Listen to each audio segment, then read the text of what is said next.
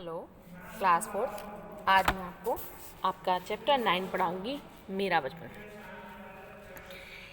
ये चैप्टर बच्चों गांधी जी के बचपन से लेके और उनकी पढ़ाई से लेके सभी घटनाओं, शादी से लेके सभी घटनाओं पर थोड़ी थोड़ी बातों पर आधारित है।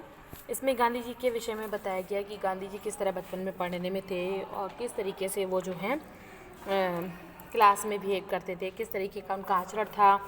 तो इस तरीके की बातों को इस चैप्टर में बताया गया। तो बताती हूँ मैं थोड़ा सा गांधी जी के बारे में बच्चों आपको कि गांधी जी का पूरा नाम मोहनदास करमचंद गांधी था। ठीक है बच्चों। और इनके पिता जो थे उनका नाम करमचंद गांधी था। वे राजकोट के दीवान थे। ठीक है। इनके पिता सत्यप्रिय, साहसी और उदार किस्म के व्यक्ति थे। गांधी जी की माता का नाम पुतलीबाई था और वो एक धार्मिक स्वभाव की महिला थी। तो जिस तरह के इनके माता पिता का आचरण था वैसा ही व्यवहार गांधी जी का भी था। गांधी जी को झूठ बोलना बहुत बिल्कुल पसंद नहीं था, ना पसंद था। वो संकोची किस्म के थे। गांधी जी के पिता ने एक किताब उनको खरीद के दी, श्रवण कुमार पितृभक्ति नामक। ठीक है। अब गांधी जी ने उसे बहुत शौक से पढ़ा और अब श्रवण कुमार के जीवन से उन्होंने बहुत ही उनका जीवन पे बहुत प्रभाव पड़ा। इसी तरह उन्होंने फिर एक नाटक भी देखा था, सत्यशन, जिसके बाद गांधी जी ने तय कर लिया कि वे ज़िंदगी में कितनी भी मुसीबत क्यों ना है हमेशा सच बोलेंगे। गांधी जी पढ़ने में बहुत होशियार थे, परंतु उनका जो अक्षर लिखने का तरीका था वो थोड़ा गंदा था। गांधी जी को हमेशा इस बात का अफसोस रहा कि उनकी राइटिंग, जब पढ़ने वाला और हर चीज़ में सब आगे रहने वाला इंसान हो तो सबसे ज़रूरी उसका अंग होता है कि सबसे पहले वे सुलेख भी बहुत अच्छा करें। इसके लिए उन्होंने सोचा कि चित्रकारी जो चित्र बना लेगा वो अक्षर अपने आप सुंदर बना लेगा। फिर गांधी जी संस्कृत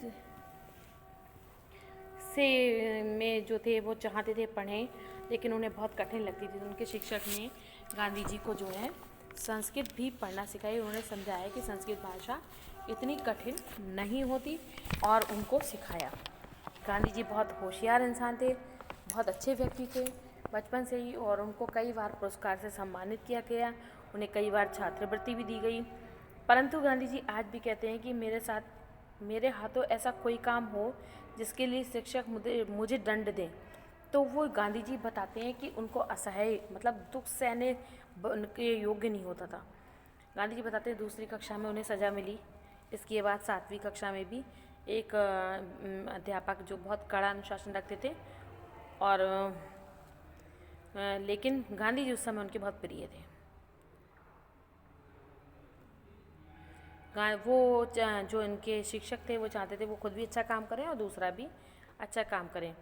गांधी जी को व्यायाम करना ज़रूरी नहीं अच्छा लगता था।